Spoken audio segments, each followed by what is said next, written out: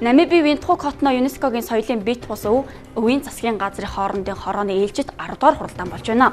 Өчигдрийн хуралдаанаар Монгол улсаас нэр дэвшүүлсэн өв болох Ингэнд бутаг ахуулах уламжлалт ёсонг ЮНЕСКОгийн яаралтай хамгаалах соёлын бит бус өвд бүртэн авчээ. Дээрх ангилалд нийт 8 өв нэр дэвшүүлснээс 5 нь бүртгэгдсэн байна. Энэхүү Монголын 13 дахь соёлын бит бус өв ЮНЕСКОд бүртгэгдсэнийг ЮНЕСКОгийн Монголын үндэсний комиссоос албан ёсоор мэдгдлээ. Эх оны 1-р сарын 1-ээс эхлэн нэмэгдсэн үртгийн албан татварын цаасан бадан ашиглах шаардлага болжээ. Үүний оронд татварын албан ёсны төлбөрийн баримт хэвлэх цахим хуудасны туршилтын хувилбарыг өнөөдрөөс эхлэн энэ оныг дуустал нээн ажиллуулахар болжээ. Ингэснээр татвар төлөгч аж ахуй нэгж иргэд баримт цэгийн мань цахим хуудасанд нэвтэрч татвар төлөгчийн дугаараар бүртгүүлэн цахим төлбөрийн баримтын систем рүү нэвтрэх боломжтой болж байна.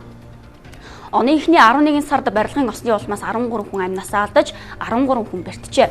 Нийслэлийн мэргэжлийн хяналтын газрын хөдөлмөр нийгмийн хамгааллын хяналтын хилтэст өнгөрсөн хугацаанд осол гарсан тухай 56 дуудлага иржээ. Дээрх ослын тухай мэдээллийн 22 нь барилгын салбарт гарсан байна.